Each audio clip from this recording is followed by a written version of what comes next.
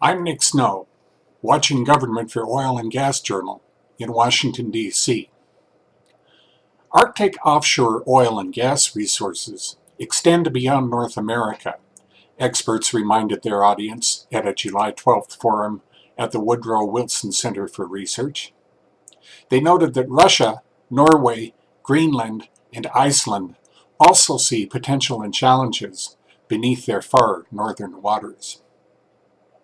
There's a lot going on here, but there's also a lot of hype, observed Charles Emerson, a senior research fellow in the Energy, Environment, and Development program at Chatham House in London.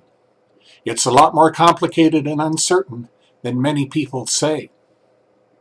He said that in talking about Arctic oil and gas development, it's important to remember there's not one Arctic, but many.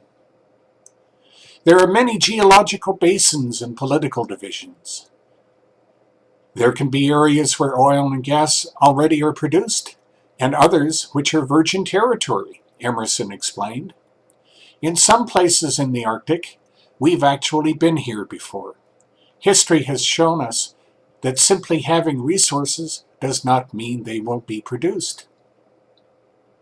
Russia wants to develop more of its energy resources, according to Julia Nane, a senior director at PFC Energy in Washington. President Vladimir Putin sees the country's 10.2 million barrels a day of oil production rivaling Saudi Arabia's output and would like to see new fields developed, she said. The Arctic is one way to produce more oil, but it's likely to produce more gas, Nane said. The government is focused on providing tax concessions for offshore development. Russian companies don't have a lot of experience there, and if you look at the Sakhalin, where Exxon and Shell are major investors, both projects would not have happened without international oil companies coming in. Jed Hamilton, a senior Arctic consultant at ExxonMobil Upstream Research Company, said that about 240 billion barrels of oil equivalent have been discovered already in the Arctic, with significant additional potential. He also suggested that gas resources there aren't likely to be developed because tight shale supplies elsewhere are easier to reach. Huge production platforms, which resist ice flows, operate in water up to 100 meters deep, he said.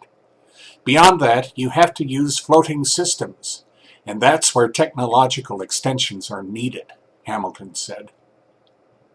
Economic oil accumulations appear possible outside the Arctic's near coastal zones. That's what we hope to develop.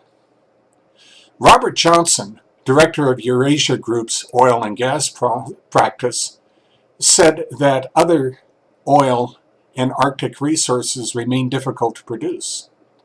It's important to remember that projects can take up to 35 years to begin producing, he said.